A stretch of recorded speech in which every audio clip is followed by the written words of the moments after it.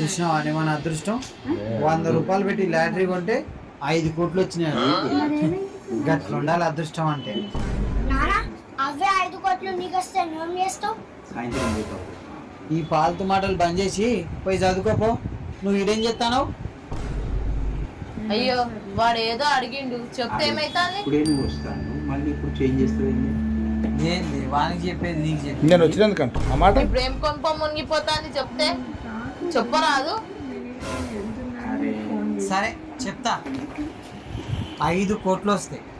3 కోట్లు పెట్టి ఫస్ట్ మీ అమ్మకు పెద్ద ఇల్లు కడతా. 1 కోటి రూపాయల కారు ఇప్పిస్తా నీకు. 50 లక్షలు పెట్టి నగలు కూడా ఇప్పిస్తా.